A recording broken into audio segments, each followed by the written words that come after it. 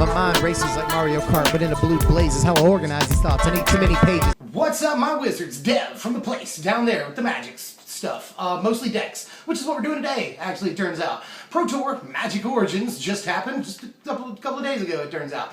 And we are sort of known as, I think, a deck tech channel by this point. That's what we do a lot of the time. So we're going to just cover what everyone cares about, sort of the best decks from Pro Tour Magic Origins. Not just the ones that finished highly and had a huge impact on the format, blah blah, but the really, really cool ones too. So I'm going to give you sort of the 8 decks that I think are awesome from Pro Tour Magic Origins. Not necessarily the top 8, you know, the top 8 finishing decks, but just the coolest decks, and the last few decks are going to be the most impactful decks. But we'll get to that, and some of those are really cool. So let's go ahead and hop right to it. Some of these are really awesome. Well, in at number 8, I'm going to give it to Andrew Cuneo, the only guy piloting this deck. Blue-Red Sphinx's Tutelage Turbo Mill. The thing is, look at this thing. Like, it's actually pretty crazy, it turns out. Lots and lots of cards that just say draw cards. That's what we are worried about, is drawing cards in this deck. Magnetic Insight, Tormenting Voice, Treasure Cruise, lots of things to draw us cards so that we can Sphinx's Tutelage the crap out of them.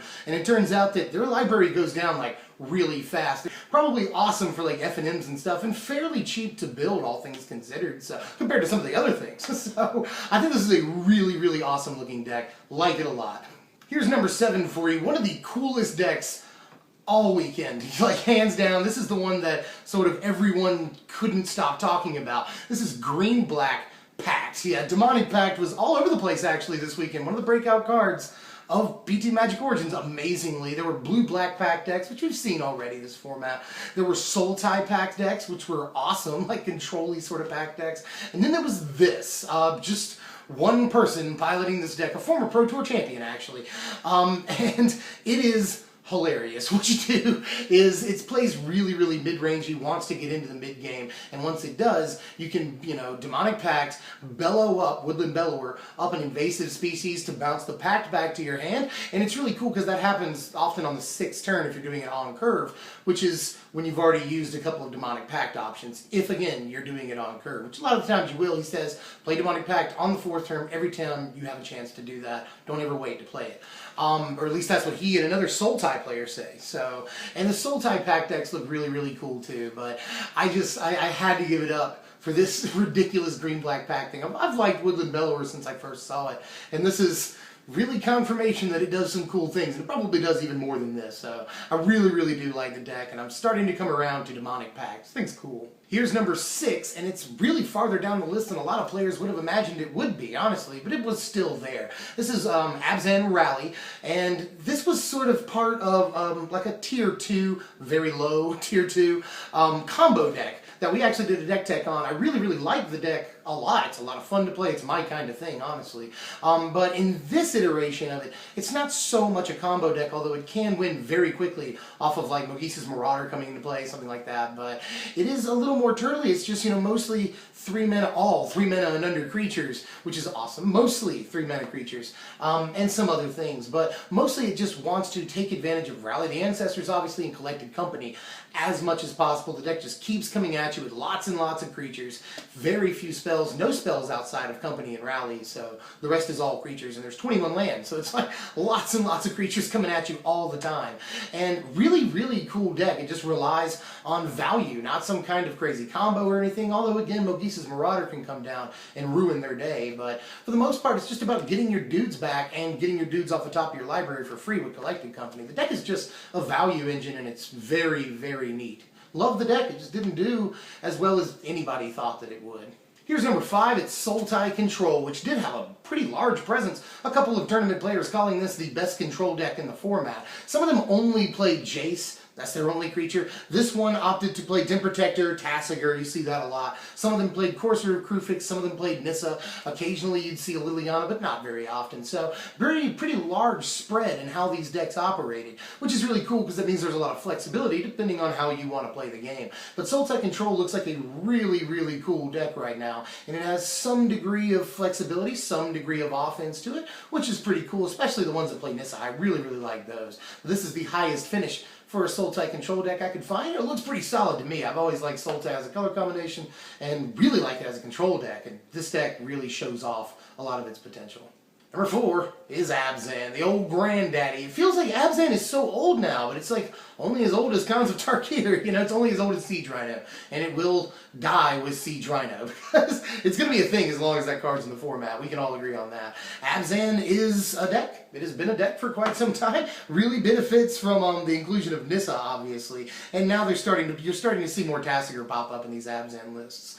Aside from that, it just plays like how you would feel Abzan would play. This one overplayed Elspeth, but highest finish for an Abzan deck I could find, so that's cool. This one is a little weird compared to some of the other more traditional Abzan builds that were at the tournament, but again, highest finish I could find for an Abzan deck, and this one is really cool in the right ways. It's a little funkier than traditional Abzan, but that probably is why it finished higher. People didn't expect some of the things this deck was doing. But really like this version of it, but it's still Abzan, and we all know what Abzan does. Number 3 is Green-Red Devotion, the deck that a lot of pro players tested very hard against and thought would be the deck to beat here at PT Magic Origins, and it turns out it did have quite a few high finishes at the tournament.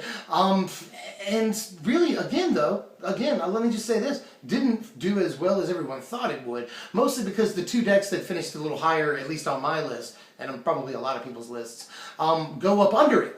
That's pretty much the accepted strategy to beat a deck that goes this high up onto the curve and just wrecks your day on like turn 5, 6. Like, just try to go up under it as much as you can, which is what the other 2 decks do that finished higher than this. In any case, Red Green Devotion is still a ridiculous deck, you know. A lot of players, Raphael Levy, Magic God Raphael Levy, were playing See the Unwritten in this deck, but this deck, the highest finish I could find, played absolutely 0 spells. Except for Xenagos, I guess, and creatures. I count Xenagos as creature. It's like a planeswalker dude.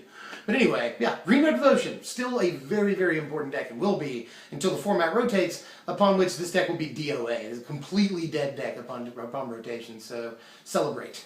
Number 2, piloted by Mike Sigris, this is Blue, Red, Ensoul. An awful lot of Ensoul decks at this tournament, actually. And you can see why. I mean, second turn, Darksteel Citadel that becomes a 5/5 indestructible, really good, and survives Languish, which is actually a huge deal. And obviously, Ornithopter becoming a 5/5 flyer, big deal. Shrapnel Blast is an insane card in this deck. Sometimes you can deal 10 damage in one turn off a couple of Shrapnel Blasts and just end the game out of nowhere. So, deck has a lot of explosiveness and volatility, and is just very exciting to watch and play. And a lot of people really high on this deck right now. I don't blame them. This deck is awesome. This deck is super awesome.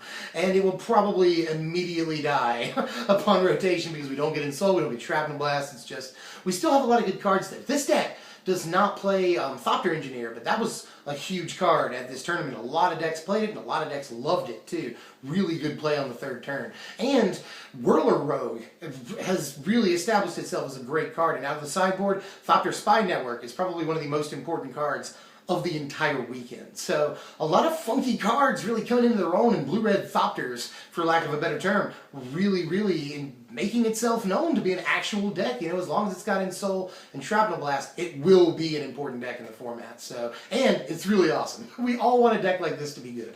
I would feel remiss if I didn't also talk just for a second about Hangerback Walker, by the way. This thing really came into its own. We were starting to get a hint of how good it was, but really came into its own this weekend. A fantastic card, it turns out. People kept saying things like, oh, it's a blocker that leaves behind blockers. You know, it's an attacker that leaves behind attackers. It's an attacker that leaves behind blockers. It's just a million things this card does. Is often played as, you know, a 1/1 for 2 mana. Which a lot of people talked about even before this weekend. Just a very good way of playing the card. You know, in Turtley games is awesome because it just gets bigger and it punishes them for waiting to remove it. It punishes them a lot once it gets big enough. So Hangerback Walker is an actual, real thing. I hate to use the word, but it's here. It is here, guys. Hangerback Walker is a real card, and it's going to be here forever. So get used to it. Number 1 is a deck that probably not everyone wants to be good, but I do. I'm probably in the minority there. But in any case, this is Red Aggro, piloted by Joel Larson, the Pro Tour Magic Origins champion. And this is the 2nd Pro Tour in a row that Red Aggro has won.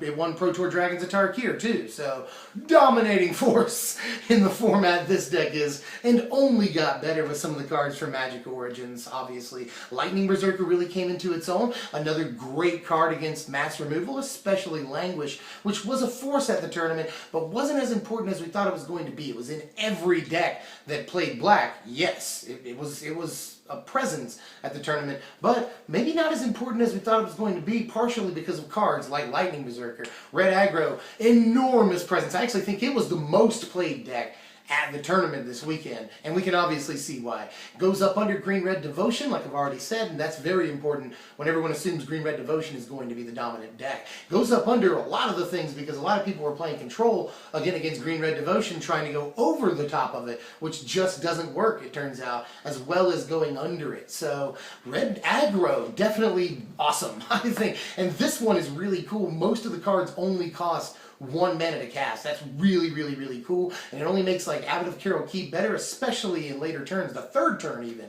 So I really, really like the deck, and I don't know that it dies upon rotation either. Although we do lose important cards, Lightning Strike, and especially Stoke the Flames, but we'll see what we get to replace them. Red Aggro is usually good at the beginning and end of formats, and this is no different, it turns out, and I don't think that'll be too much different once the format rotates. Depends on what we get in BFZ, but a lot of the deck remains intact. Some of the important pieces, especially things like Monastery Swiftspears or Rebel Striker, things like that. So, really, really like the deck, and I think it's in a great position going forth, too. So, that's it, ladies and gentlemen. That is all of the decks that we really, really liked from Pro Tour Magic Origins. And don't forget, Worlds is just like 3 weeks away, and this is really cool for me at least. It starts on my birthday, August the 27th. World starts, and that weekend, 2 out of the 3 days will be the standard format. So we'll get to see the format and shift even more and develop and, just evolve even more on that weekend. We'll see sort of where things go from here. Will Blue, Red, and Soul, is it just a flash in the pan, or is it a real deck for the next few months? Same thing with Green, Red Devotion. It's probably still going to be dominant for the next couple of months here, but have people figured it out? Same thing with Languish. Did people really sort of overvalue it going into this tournament? And because of certain cards in the format, it just wasn't as good as people thought it was going to be originally. So are people going to learn a lesson from Languish, or are they still going to make it work? Because it is an important card in the format, it turns out. Lots and lots of questions going forward that make rotation actually really, really interesting this time around. I know a lot of players are sort of down on rotation, but I think there's just so many cool questions here in the last couple of months when the format is completely as full as it can get, and there's so many options for so many different kinds of decks that it's really an exciting time to be playing standard Magic, honestly. So yeah, that's my 2 cents on it at least. In any case, if you like the content, you know what to do. Please like, share, comment, subscribe if you want to see more like it. You can watch any of these up here because they're all pretty good, I promise. I mean, I try to do good work. People tend to like it. But in any case, I'm Dev from MtG. Thank you, as always, for watching, my wizards.